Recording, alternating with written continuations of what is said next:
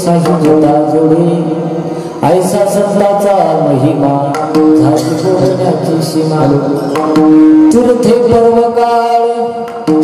तीर्थे पर्वकाळ अवघे पाया पे सकळ ऐसा संताचा महिमा झाली बोलण्याची सीमा तुका म्हणे देवा त्यांची केली पावे सेवा ऐसा संताचा महिमा झाली बोलण्याची सीमा परमपुरुष शौर्यं पांडुरंग मुरारी कमलनयन कान्हा गोपिका चित्त हरी प्रगट निकट शोभे रुक्मिणी रम्यवाणी सदैव धवला संविठ्ठलं चिंतयामि पंढरीच्या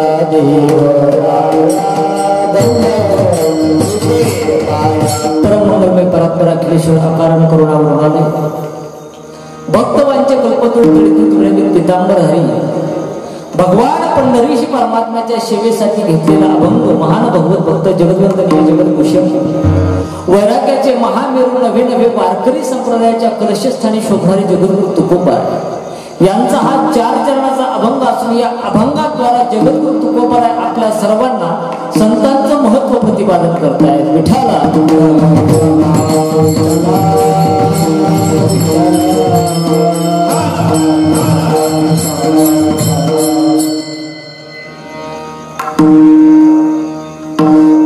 चालू जाईल सगळे सोबत चालू जाईल. कीर्तनाला आरंभ करण्यापूर्वी अल्पसा परिहार तो म्हणजे असा सालाबाद प्रमाणे चालत असलेला आपला हा अखंड हरिनाम सप्ताह महान पर्वणीवरती हा आपला सप्ताह आहे. आता काय चालू आहे सध्या? काय चालू आहे? गणेश उत्सव. बरोबर आहे. या उत्सवामध्ये आपला हा सप्ताह आहे. ज्या गणपती बाप्पाचं नाव घेतल्याशिवाय कोणतंही कार्य सफल होत नाही.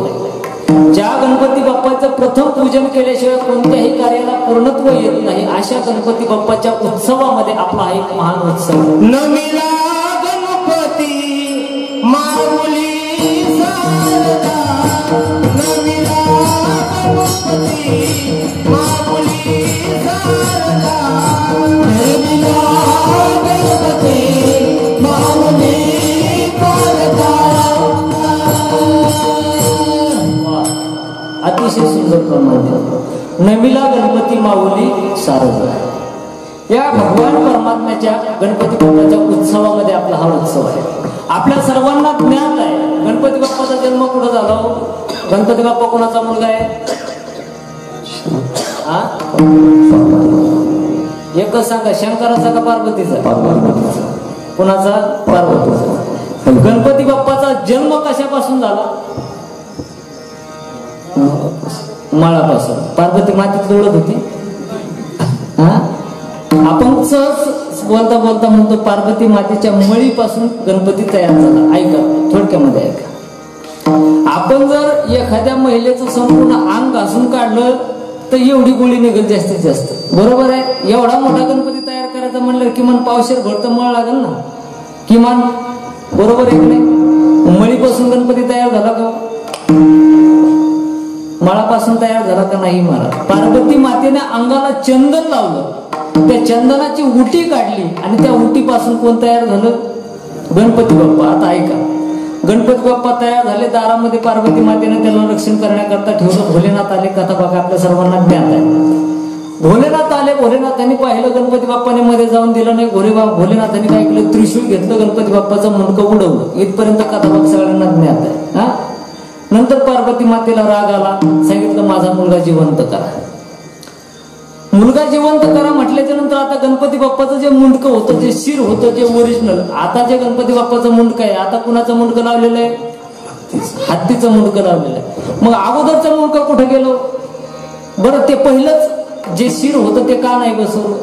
याचं कारण माहितीये का? अगदी ऐका थोडं 2 मिनिटांमध्ये आपण पुढे चालू.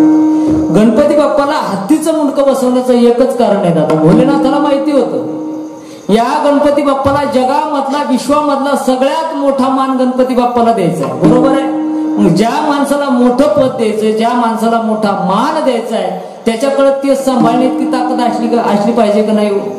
जर ते सांभाळण्याची ताकद असेल तरच तो माणूस ते पद भूषवू शकतो, अन्यथा नाही. मग काय केलं महाराज भोलेनाथांनी? काय केलं? एक हत्तीचं मुंडकं तोडलं, गणपती बाप्पाला बसवलं. हत्तीच का तोडलं त्याचं कारण आहे.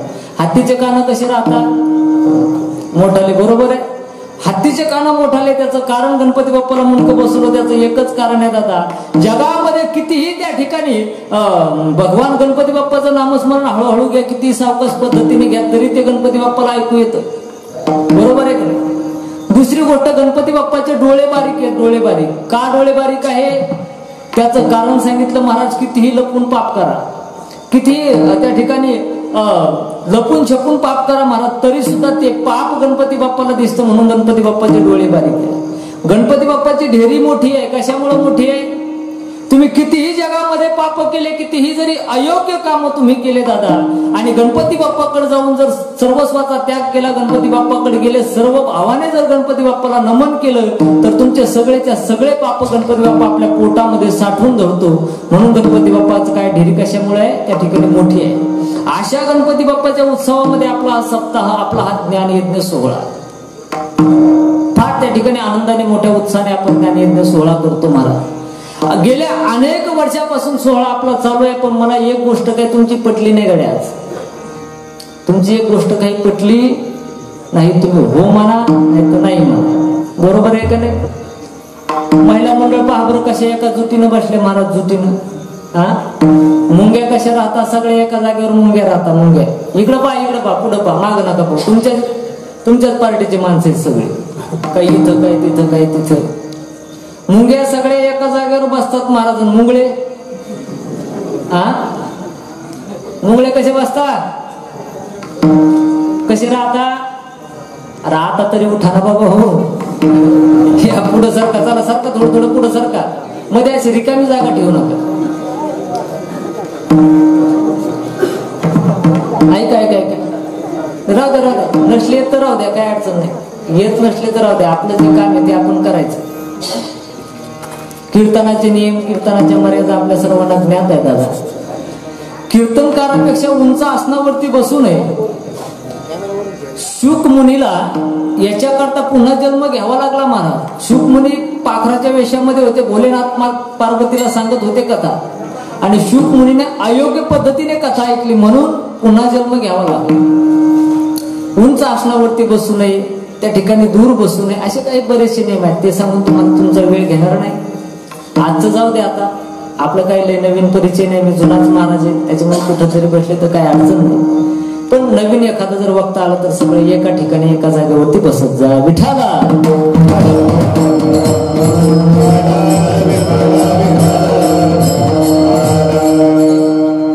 चालत असलेला आपला हा ज्ञानयज्ञ सोहळा, या सोहळ्याला महान महान संतांचे आपल्याला आशीर्वाद लाभलेले आहेत.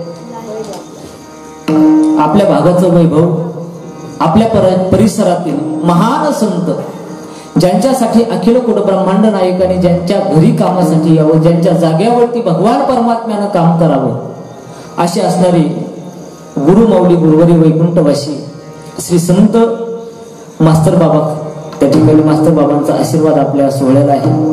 त्यानंतर गुरुवरी वैकुंठवासी ज्ञानेश्वर माऊली खायदेकर यांचा आशीर्वाद आहे. त्यानंतर सध्या विद्यमान महाराष्ट्रातील एक उच्च कोटीचं व्यक्तिमत्व हरिभक्तपरायण तुकाराम बाबा जेऊरकर यांचा आशीर्वाद आहे. ज्ञानेश्वर माऊली सावरगावकर यांचा आशीर्वाद आहे. वैकुंठवासी गुरुवरी लहरीनाथ महाराज यांचा आशीर्वाद आहे. नंतर दौलत महाराज खायदेकर यांचा सुद्धा आपल्या या सोहळ्याला आशीर्वाद आहे. आणि या महान विभूतींच्या आशीर्वादाने आपला अखंड हरिनाम सप्ताह चालू आहे. कारण कोणत्याही कार्याला जर महात्म्याचा आशीर्वाद नसेल, संतांचा आशीर्वाद नसेल, तर ते कार्य चिरकाल चालत नाही. ते कार्य कुठेतरी थांबतं महाराज, कुठेतरी ते कार्य बंद पडतं. ज्या अर्थी आपलं हे कार्य चालू आहे त्या अर्थी कुठेतरी एका महात्म्याचा आपल्या या सप्ताहाला आशीर्वाद असला पाहिजे. कोणत्या तरी एका महात्म्याच्या योगाने आपल्याला हा सत्संग घडून येतो. सत्संग सहजासहजी घडून येत नाही महाराज. सत्संग घडून येण्याकरता महात्म्याचे आशीर्वाद लागतात. त्यावेळी तो सत्संग घडतो. आपण नेहमी संसारामध्ये प्रपंचामध्ये राहणारे माणसं आहोत. आपल्या घरामध्ये सत्संग घडतो का? सत्संग घडत नाही महाराज. आपल्या घरामध्ये विसंगती घडेल पण सत्संगती घडणार नाही. सत्संगतीसाठी साधूचे, संतांचे, महात्म्याचे आशीर्वाद असावे लागतात. ते आशीर्वाद आपल्या सप्ताहाला आहे आणि म्हणून आपला हा सप्ताह त्या ठिकाणी सुरू आहे. या ठिकाणी येण्याचा योग समस्त ग्रामस्थ मंडळ, त्यानंतर जगदंब ग्रुप, जगदंबा का जगदंब, जगदंब ग्रुप या माध्यमातून, समस्त ग्रामस्थांच्या माध्यमातून याही वर्षी या ठिकाणी येण्याचा योग आला. सर्वांच्या चरणी धन्यवाद, आभार. कीर्तन रूपी शिवला प्रारंभ. विठाला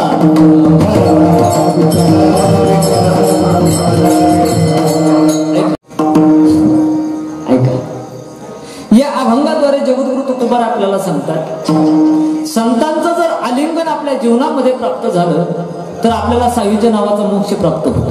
अभंगाचं पहिलं चरण. असा त्या संतांचा महिमा आहे, अशी त्या संतांची ख्याती आहे, जी ख्याती शब्दामध्ये वर्णन करता येत नाही. अभंगाचं दुसरं चरण. जगामधले सर्व तीर्थ, सर्व पर्वकाळ त्या संतांच्या पायाजवळ वास करतात, असा त्या संतांचा महिमा आहे. अभंगाचं तिसरं चरण. आणि त्या संतांची सेवा केल्यानंतर ती सेवा देवाला प्राप्त होते. अभंगाचं चौथं चरण. अभंगाचा सरळ सरळ भावार्थ तुम्हाला कळाला ना? हा, आता ऐका. सरळ सरळ भावार्थ कळालेला आहे. आपल्याकडे त्या ठिकाणी 1 तास वेळ आहे. 1 तास आपल्याकडे उरलेला आहे. 10 वाजले. 1 तास 10-5 मिनिटं जास्त होतील, काही अडचण नाही. अडचण राहील का? काही अडचण नाही. ठीक आहे. 1 तास वेळ आहे. 1 तास आपल्याला कीर्तन करायचंय. ऐका गड्या दादा, कीर्तनामध्ये ज्या कीर्तनामध्ये तुमचं मनोरंजन होईल ना, इथे तुमचं मनोरंजन होईल. तुम्हाला चांगलं वाटण्यासाठी कीर्तन मी करणार नाही, तुमचं चांगलं होण्यासाठी कीर्तन करेल. तुम्हाला चांगलं वाटायला पाहिजे का चांगलं व्हायला पाहिजे? हा, तुमच्याकडे बोलत नाहीत का? मी चहा पिऊन येऊ का? तो विचार करून सांगा मला. चांगलं वाटायला पाहिजे का चांगलं व्हायला पाहिजे? चांगलं व्हायला पाहिजे. असंच आपण या ठिकाणी कीर्तन करणार आहोत. सर्वांनी राहिलेला 1 तास सर्वांनी आनंदाने, उत्साहाने त्या ठिकाणी कीर्तन श्रवण करायचं. दुसरी महत्वाची गोष्ट, भगवान परमात्म्याचं चिंतन ज्या ज्या काळामध्ये होईल त्या त्या काळामध्ये हाताने टाळी आणि मुखाने भगवान परमात्म्याचं चिंतन करा. विठाला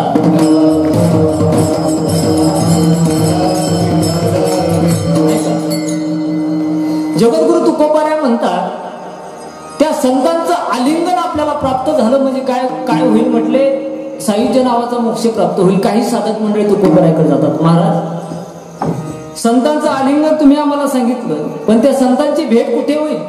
ते संत कुठे असतात? संत ओळखायचे कसे? संतांची परिभाषा नेमकी काय? कुठे गेलो म्हणजे त्या संतांची आम्हाला भेट होईल? सांगा ना महाराज. जगद्गुरु तुकोबारांनी सुरुवातीला सांगितलं, म्हटलं हे बघा गड्या, संत भेटणं एवढं सोपं नाही. अत्यंत अवघड अशा प्रकारची संतांची भेट आहे. चंद्र अमृत सुखे सेववी, चंद्र अमृत सुखे सेववी,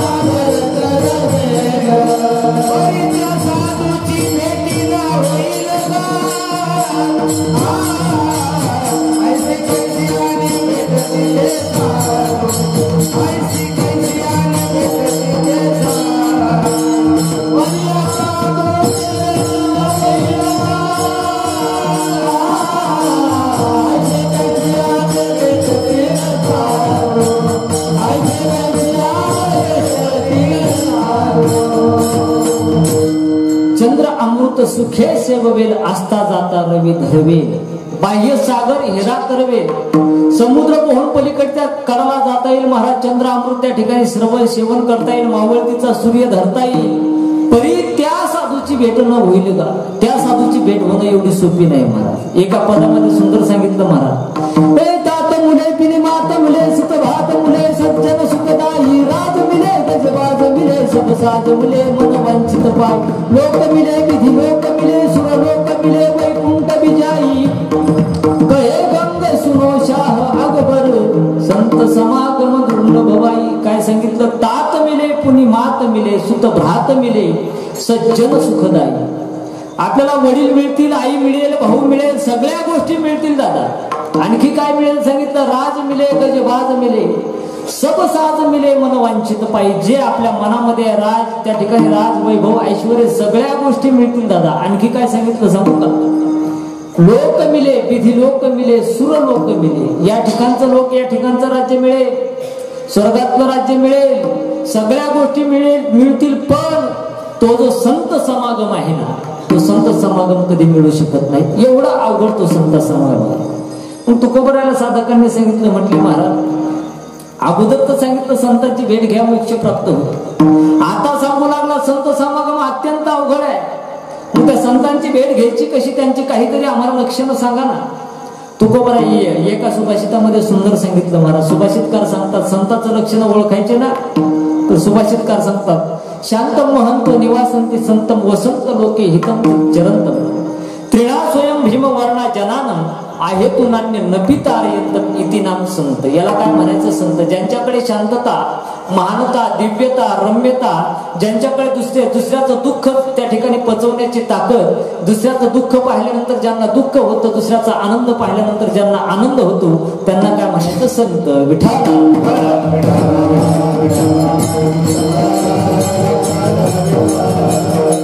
म्हटले महाराज, पण असे संत कुठं भेटायचे आम्हाला. काही त्यांचं आणखी एखादं लक्षण तुकोबरा म्हणतात, मला असं वाटतं म्हटलं संत असे असतात ते ज्या ठिकाणी राहतात ना तो परिसर भक्तिमय बनवून टाकतात. ते ज्या ठिकाणी राहतात त्या परिसरातल्या लोकांना परमार्थिक आनंद देतात. संताकडे पैसा नसतो महाराज, संताकडे गाडी नसते, संताकडे बंगला नसतो, संताकडे त्या ठिकाणी चांगले कपडे सुद्धा असतील का नसतील याची शाश्वती नाहीये. संताकडे फक्त असतं महाराज परमार्थ, संताकडे काय असतं नामस्मरण, संताकडे असतो समाजाचा कळवळा.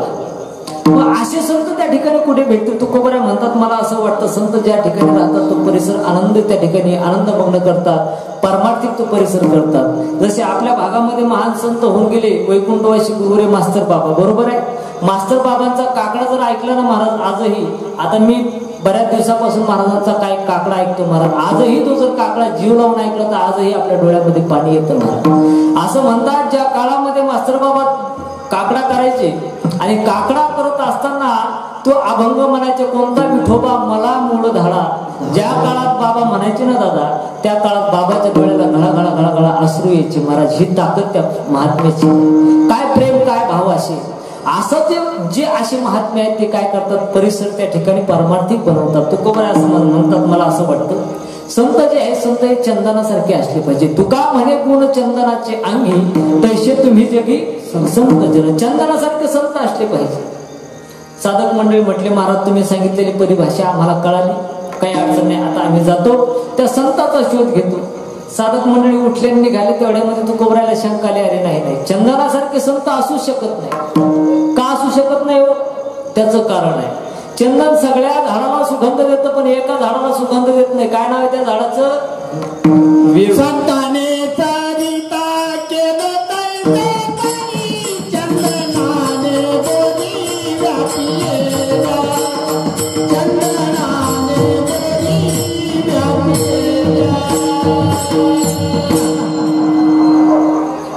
चंदनाने गोरी व्यापिलेला.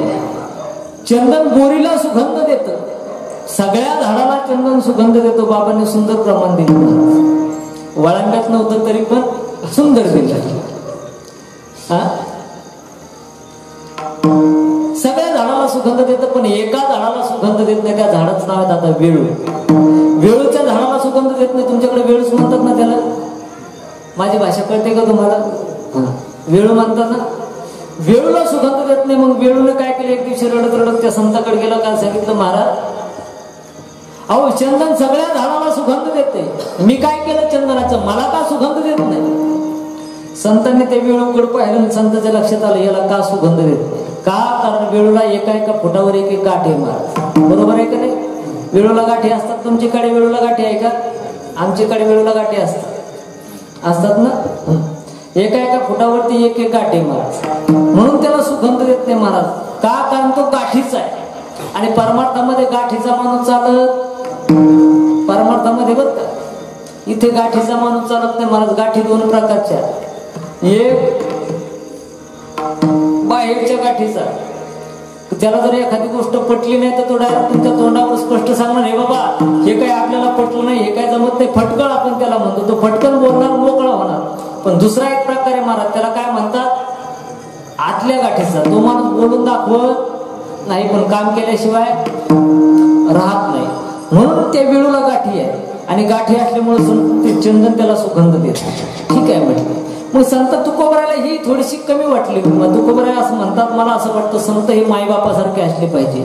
तुम्ही संत माय बाप कृपावंत, कायमी पतित कीर्तिवान. संत मायबापासारखे असले पाहिजे. आई वडील काय करतात? आपल्या मुलासाठी सगळं करतात ना. हाडाचं काढ, रक्ताचं पाणी, रात्रीचा दिवस, दिवसाची रात्र, सगळ्या गोष्टी आई वडील करतात. कुणासाठी? स्वतःच्या मुलासाठी. मग तुकोबराय असं म्हणतात, मला असं वाटतं संत मायबापासारखे असले पाहिजे. साधक मंडळी म्हटले, महाराज आता तर लगेच अगदी सोपं करून सांगितलं तुम्ही. आई बाप माझे घरातच असतात महाराज. असे संत पाहायला काही जास्त वेळ आम्हाला लागणार नाही.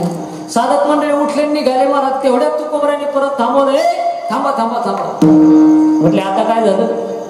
अहो महाराज, मला असं वाटतं संत आईबापासारखे होऊ शकत नाही. साधकाने विचारलं, का बरं? म्हटले, आईबाप आपल्या मुलासाठी सगळं करतात. पैसा कमवतात, धन कमवतात, लग्न करून देतात, त्याच्यासाठी गाडी बंगला सगळ्या गोष्टी करतात. पण त्याच्या उद्धारासाठी काही करत नाही. ह्याच्या सगळ्या गोष्टी आहेत ना महाराज, त्याचा उद्धार करू शकत नाही. ह्याच्या सगळ्या गोष्टीत माणसाचा पैसा, धन, गाडी, बंगला या गोष्टी माणसाचा उद्धार करू शकत नाही. आणि काय होतं म्हणे, तो मुलगा त्या पैशामध्ये, धनामध्ये गुरफटून एखाद्या वेळी तो नरकाला जाऊ शकतो. त्याचं कल्याण होऊ शकत. त्यामुळे संतांना ती सुद्धा उपमा कमी वाटली. मग म्हटले, महाराज मग संत कशासारखे? तुकाराम महाराज म्हणतात, मला असं वाटतं संत हे गुरुजीसारखे असले पाहिजे. अर्भकाचे साठी पंते हाटी धरली पाठी, तैसे संत जगी क्रिया करून असे संत असले पाहिजे. साधक मंडळी म्हटले, आता तर सोपं सांगितलं महाराज. आता जातो आम्ही, काय करतो? जातो आणि तशा संतांचा शोध घेऊन येतो. म्हटले ठीक आहे. साधक मंडळी उठून निघाले. पुन्हा तुकोबरायला शंका आली, अरे थांबा, संत असे असू शकत नाही का? गुरुजी जरी मुलाला शिकवतात पण त्यांना पैशाचा लालच आहे. त्यांना माहिती यांना शिकवलं म्हणजे आपल्याला काहीतरी धन भेटणार आहे. संत शिकवत असताना आपल्याकडून काहीच घेत नाही. म्हणून संत हे गुरुजी सारखे असू शकत नाही. म्हटले मग संत कुणासारखे असतात? तुकोबरायने शेवटचं प्रमाण सांगितलं. म्हटले ऐका, मला असं वाटतं तेच संत आहे, तेच संत आहे ज्यांचा हेत माझा भगवान.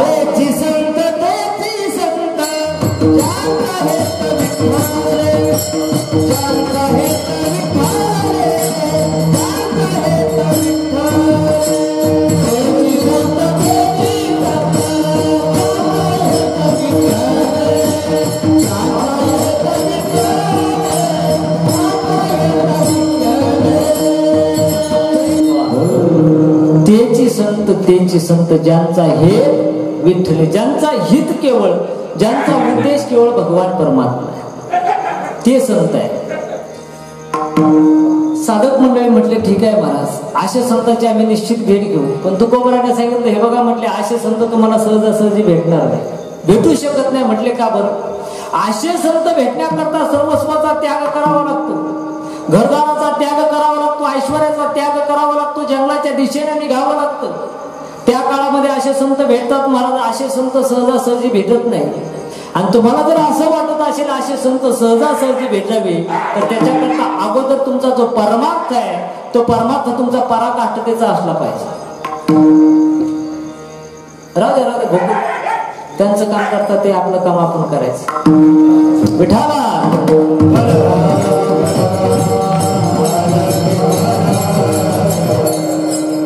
संत जर घर चालत आपल्याकडे यावे असं वाटत असेल तर आपला परमार्थ त्या ठिकाणी पराकाष्ठतेचा पाहिजे.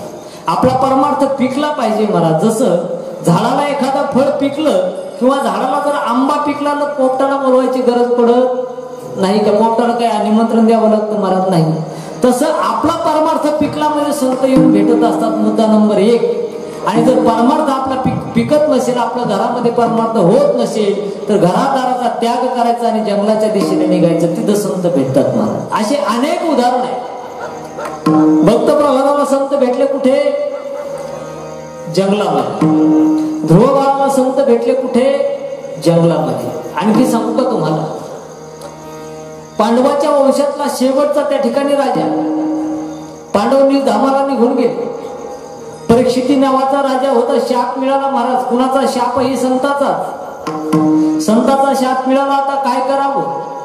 7 दिवसामध्ये राजाला मृत्यू होणार आहे. राजाने एका क्षणामध्ये वैभवाचा त्याग केला जातो. आणि एक सांगू का, ज्या दिवशी आपला मृत्यू आपल्याला कळेल ना, त्या दिवशी आपण या सर्वस्वाचा त्याग करून निश्चित जंगलाकडे निघू.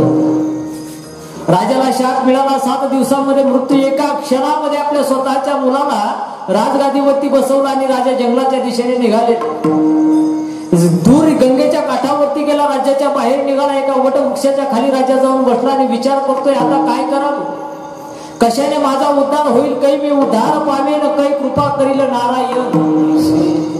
कशाने माझा उद्धार होईल? राजा वडाच्या झाडाखाली जाऊन बसला. दादा, अनेक संत महात्मे त्या ठिकाणी आले. अनेक संत आले. राजा सर्वांकडे त्या ठिकाणी आशेनं पाहत होता, हे संत मला काहीतरी ज्ञानाचा मार्ग सांगतील, हे संत माझ्या उद्धाराचा मार्ग सांगतील. हजारो संत त्या ठिकाणी येऊन बसले. 88,000 संत येऊन बसले. राजाने सर्वांच्या समोर हात जोडले. सांगितलं, महाराज माझा उद्धाराचं काहीतरी साधन सांगा, काहीतरी उद्धार करा ना. पण जे खरे संत असतात ते सहजासहजी भेटत नाही. तसे संत आपल्यालाही भरपूर भेटतात ना महाराज. आपल्याला किती संत भेटतात महाराज? अनेक संत भेटतात. भव्य वस्त्रधारी संत, जटा वाढलेले संत, त्या ठिकाणी गंध लावलेले संत, किती संतांचे प्रकारे महाराज. अनेक संत आपल्याला भेटतात. पण जे उद्धार करणारे संत आहेत ते संत काही वेगळे आहेत. जे उद्धार करणारे संत आहेत ना, ते संत एवढं सहजासहजी आपल्या लक्षामध्ये येत नाही दादा. आणि सहजासहजी आपण त्यांना संत म्हणूही शकत नाही. जालिंदराचं उदाहरण घ्या. जालिंदरनाथाचं. जालिंदरनाथ महान संत नवनाथापैकी एक. अगणित ताकद त्या जालिंदरनाथांकडे. पण जालिंदरनाथ जे संत असतात ना, संत काय करतात माहितीये का? त्या ठिकाणी महत्व हरवी पिशे पण मिरवी जगा माझे. स्वतःचं ज्ञान लपून ठेवतात. चातुर्य लपवी महत्व हरपी. स्वतःच चातुर्य लपवतात. स्वतःचं महत्व हरवून टाकतात आणि जगामध्ये वेड म्हणून राहतात महाराज. वेड म्हणून ते जालिंदरनाथ काय करायचे? प्रत्येक गावामध्ये जायचं. डोक्यावरती त्या ठिकाणी गवताचा भारा न्यायचा. दररोज गावामध्ये प्रवेश करत असतात. तो गवताचा भारा गाईंना टाकायचा. पण ताकद अशी होती, सामर्थ्य असं होतं की तो गवताचा भारा त्यांच्या डोक्यावरती एक हात वरती राहायचा महाराज. आणि अशा अवस्थेत ते चालायचे. डोक्यावरती गवताचा भारा थांबत नव्हता. का? कारण जालिंदरनाथ होते ना, आगळी लागायची त्याला, तो वरती चालायचा. त्या गावात एकदा का गाईला त्यांनी अन्न वगैरे टाकलं की ते काय करायचं माहितीये का? ज्या ठिकाणी डुकरं राहतात, ज्या ठिकाणी वाईट परिस्थितीचे लोक राहतात, ज्या ठिकाणी अत्यंत घाणेरडी जागा आहे, अशा ठिकाणी जाऊन ते जालिंदरनाथ राहायचे महाराज. भगवान परमात्म्याचं चिंतन करायचे. आता अशाला कोण संत म्हणणार? एखादा भिकारी आपल्या गावामध्ये आला, फाटके टुटके वस्त्र घातलेले आहेत, अंगाचा त्या ठिकाणी वास येतोय, आणि अशा माणसाला तुम्ही संत म्हणताल का? म्हणताल का? तुमच्या डोक्यात संत म्हणजे कशी परिभाषा आहे? एखादी मोठी गाडी असली पाहिजे, बमचे बम साधू असला पाहिजे, 5-50 शिष्य मागे पुढे असले पाहिजे, आपण त्याला काय म्हणतो? संत. बरोबर आहे ना? नाही. खरे संत काही वेगळे असतात. खरे संत त्या ठिकाणी कुठे मिळतील याची शाश्वती नाही मला. खरे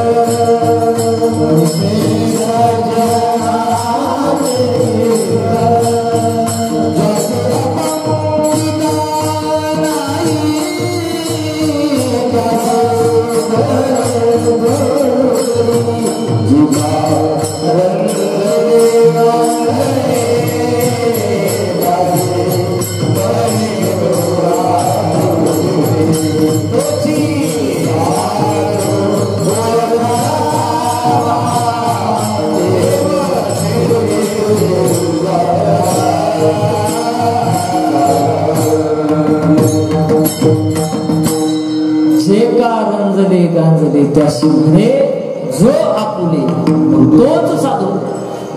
ते राजा परीक्षित सगळ्यांकडे पाहू लागले दादा. राजा परीक्षितीच्या दुःखाने सर्व साधू मंडळी दुःखी झालेले आहेत, सर्व संत मंडळी दुःखी झाले, पण काय करावं? राजाने सर्वस्वाचा त्याग केला, घरादाराचा त्याग केला, वटवृक्षाच्या खाली संतांच्या समोर हात जोडून राजा उभा आहे. कुणीतरी उद्धाराचं साधन सांगा, कुणीतरी उद्धाराचं साधन सांगा. ज्यावेळेस आपल्या मनामध्ये अशी आतुरता निर्माण होईल ना दादा, त्या काळामध्ये आपल्याला खरे संत भेटत असतात. राजाने ज्यावेळेस एवढं आतुरतेनं सांगितलं ना, त्याच वेळेस त्या सभेमध्ये सुखदेवांचं आगमन झालं. 7 दिवस भागवत ऐकवलं आणि त्यांचा उद्धार झाला महाराज. पण एवढी आतुरता असली पाहिजे, परमार्थाबद्दल एवढी एकनिष्ठता आपल्या जीवनामध्ये असली पाहिजे. मग एवढी एकनिष्ठता कधी येईल आपल्या जीवनामध्ये? कधी येईल? ज्यावेळेस आपलं मन शुद्ध होईल, अंतःकरण शुद्ध होईल. अंतःकरण कशाने शुद्ध होईल? नामस्मरणाने होईल. तुम्ही कुठेही फिरा महाराज, काही त्या ठिकाणी शास्त्रामध्ये कितीही फिरा, शेवटी यावं लागतं नामावरती, चिंतनावरती यावं लागतं. नामस्मरण घेतलं म्हणजे आपलं काय होईल? अंतःकरण पवित्र होईल ना महाराज. नामस्मरण आपण घ्यायला पाहिजे.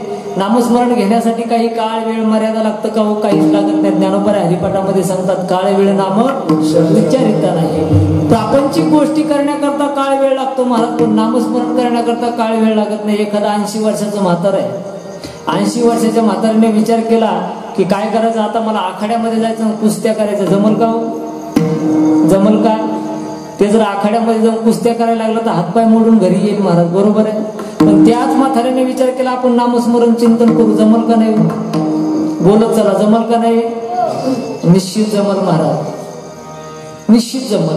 प्रापंचिक कार्य करण्याकरता काळ वेळ लागतो. बरं, अयोग्य वेळी प्रापंचिक कार्य जर आपण केलं तर आपल्याला दुःख होतं महाराज, आपल्याला त्रास होतो. बघा तुम्ही, एक 80 वर्षाचं म्हातार, 75-80 वर्षाचं म्हातार होतं, शहरमध्ये राहायचं. शहरामध्ये कॉलेजच्या समोर जाऊन बसायचं दररोज. दररोज कॉलेजच्या समोर जाऊन ते म्हातारा बसत असताना प्रकार असं झाला महाराज, कॉलेजचे ते मुलं मुली दररोज कॉलेजमधून बाहेर निघाले की काय ते इंग्रजीमध्ये बोलायचे, फास्ट इंग्लिश बोलायचे. म्हाताऱ्याला वाटायचं आपलं जीवन विनाकारण गेलं, आपल्याला काही इंग्रजी बोलता येत. म्हाताऱ्याला वाटायचं हे तर आपलं जीवन विनाकारण गेलं, काही खऱ्या गोष्टी नाही म्हटल्या आपल्या जीवनामध्ये. पण म्हातारं जिद्दी होतं महाराज. काही माणसं एवढी जिद्दी असतात ना, एखादी गोष्ट डोक्यात घेतली म्हणजे ते करतातच. म्हातारं जिद्दी होतं. म्हाताऱ्याला पगार चालू होती महाराज, पेन्शन. म्हातारा एका मास्तरकडे गेलं, शहरामध्ये राहतात ना क्लासेस, काय म्हणतात त्याला, स्पोकन इंग्लिश असं काहीतरी असतं ना, ते असं असतं का काय, असं काहीतरी असतं. आपल्याला काही येत नाही त्यातलं बरं का, म्हणजे एवढा बी आळाने नाही, एवढं पाहू नका. क्लासेस चालू होते. म्हातारा तिथे गेलं, म्हटलं हो सर, म्हणजे काय मला इंग्रजी शिकायचे.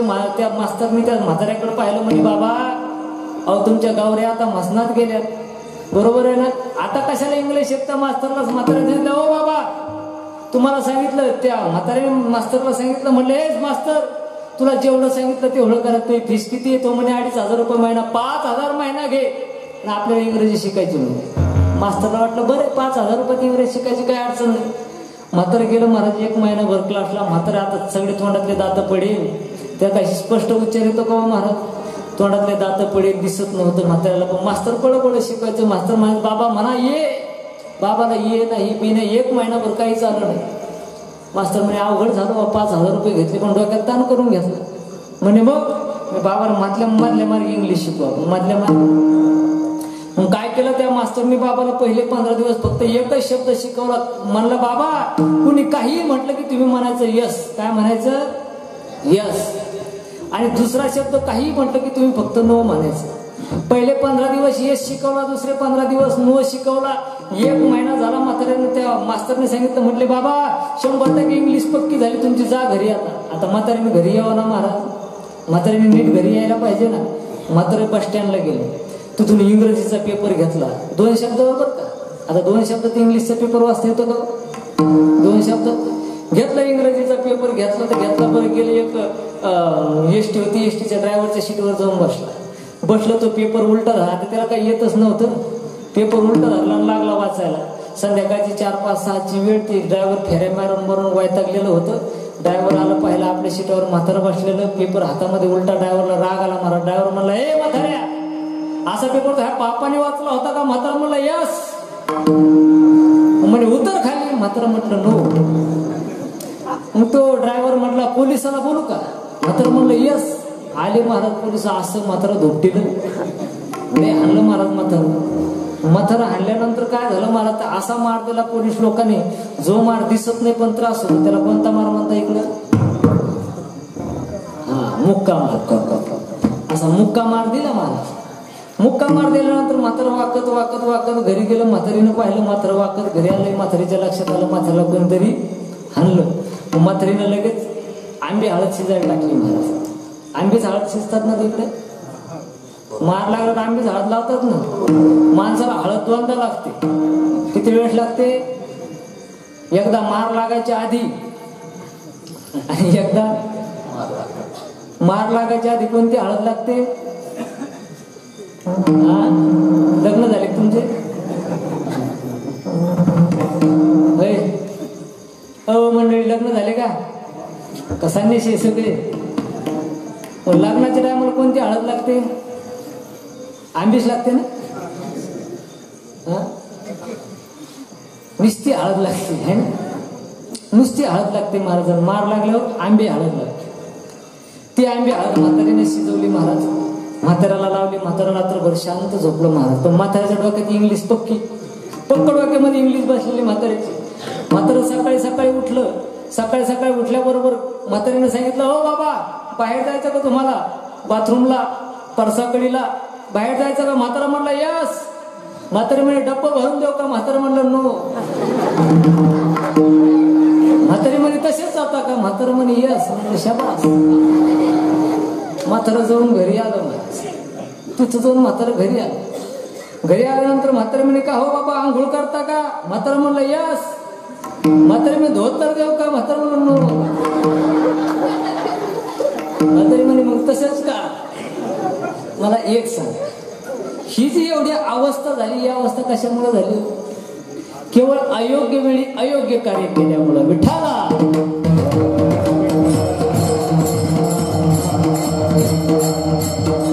परमार्थ कोणत्याही काळामध्ये कोणत्याही वेळेमध्ये आपण निश्चित परमार्थ करू शकतो आणि कोणत्याही अवस्थेमध्ये आपण परमार्थ करू शकतो ज्यावेळेस परमार्थ पिकतो ना त्यावेळेस माणसाला खऱ्या संतांची भेट होते जगद्गुरु तुकोबारे सांगतात असे संत काय एकदा तुमच्या जीवनामध्ये प्राप्त झालेले झाले असे संत काय एकदा तुम्हाला भेटले की परत तुम्हाला जीवनामध्ये दुसरं काही करण्याची गरज नाही मग अशा संत तुम्हाला भेटले आणि एकदा का त्यांचं आलिंगन तुम्हाला घडलं की तुम्हाला सायुज्य नावाचा मोक्ष प्राप्त होतं आता ऐका आलिंगनाचे 3 प्रकार शास्त्रामध्ये सांगितलेले 3 प्रकारचं आलिंगन सांगितलं एक देवाचं आलिंगन एक प्रेमाचं आलिंगन आणि एक संतांचं आलिंगन आपलं एक मृत्यूचं आलिंगन प्रेमाचं आलिंगन आणि संतांचं आलिंगन 3 प्रकारचे आलिंगन आहे बघा मृत्यूचे आलिंगन छत्रपती शिवाजी महाराजांना मिळालं होतं कुणाकडून अफजल खानाकडून छत्रपती शिवाजी महाराज स्वतःच्या चतुराईनं त्या ठिकाणाहून वाचले महाराज बाजूला सरकलेच त्या ठिकाणी बाजूला निघाले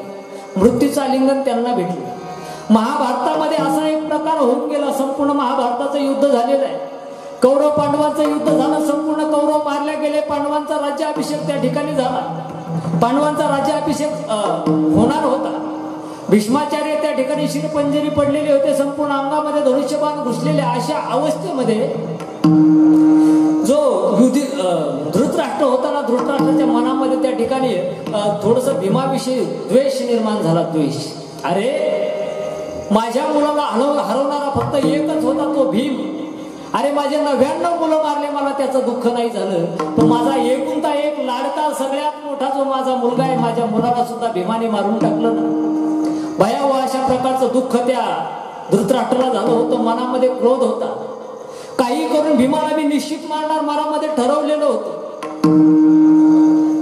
काय युक्ती सुचली आणि त्यांनी सांगितलं धर्मा अरे माझे 100च्या 100 मुलं मारले गेले गेले मला माझ्या मुलांची खूप आठवण येते सगळ्यात माझा जो प्रिय मुलगा होता ना धर्मा माझा प्रिय मुलगा म्हणजे माझा भीम होता दादा माझा दुर्योधन होता आणि तुझा जो भाऊ भीम आहे भीम आणि दुर्योधन दिसायला सारखेच होते त्यांचं अंग पिंड शरीर सारखंच होतं मला असं वाटतं की त्या भीमाला एकदा मिठी मारावी धर्मराजाला आनंद वाटला जाऊ द्या गड्या काही का असताना आपला जो धृतराष्ट्र आहे त्यांना माझ्या भावाविषयी प्रेम मनामध्ये निर्माण झालं धावत पळत भीमाकडे गेला हे भीमा अरे चल पटकन लवकर चल तुला तात्नी बोलवलेलं आहे भगवान परमात्मा बसले होते भगवान परमात्म्यानं पाहिलं म्हणले हे धर्मा अरे काय करतोयस अहो प्रभू धृतराष्ट्रांनी बोलवले, लवकर जायचं, लवकर चला.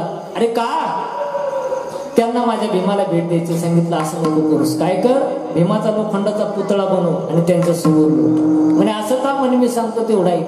आणि देव जे शास्त्र सांगतं, जे देव सांगतो ना महाराज, त्याच हिशोबाने चालायचं. आपला स्वतःचा शहाणपणा करायचा नाही. जर स्वतः आपण डोकं चालवलं तर निश्चित आपल्याला दुःख होतं. मला भीमाने भगवान परमात्म्याचं ऐकलं, लोखंडाचा पुतळा केला आणि त्या धृतराष्ट्राच्या समोर ढकलून दिला. धृतराष्ट्राने पाहिलं, कडकडून त्या पुतळ्याला मिठी मारली. महाराज असं म्हणतात त्या पुतळ्याचं पीठ झालं, पीठ. एवढी जोरात मिठी मारली. भीम म्हणला, बाप वाचलो गाडीमध्ये. जर इथं मी जर असतो म्हणे तर आपला भुगात झाला असता. बरोबर आहे ना? याला म्हणायचं मृत्यूच आलिंगन. दुसरा आहे दादा प्रेमाचं आलिंगन. ऐका थोडस रामायणामध्ये प्रेमाचं आलिंगन. माझ्या भगवान परमात्म्याला 14 वर्षाचा वनवास झाला.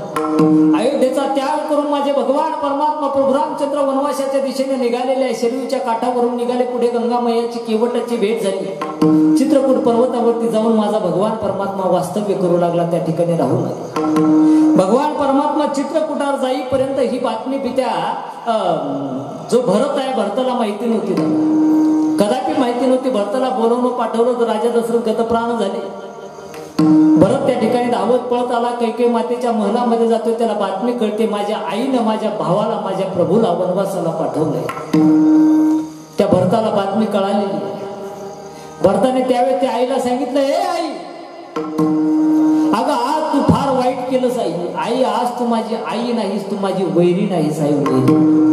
भरताने सुंदर आईला सांगितलं जातं, हे मातानं तू वैरिणी, मातानं तू वैरिणी, अश्वपतीची नव्हेस कन्या, नव्हेस माझी माये, धर्मभ्रात्याशी वना धाडिले, शांती नुपजे काय, वदनाथाच करील मुडे, पतिव्रता का कुणी सांगना, पतिव्रता का कुणी.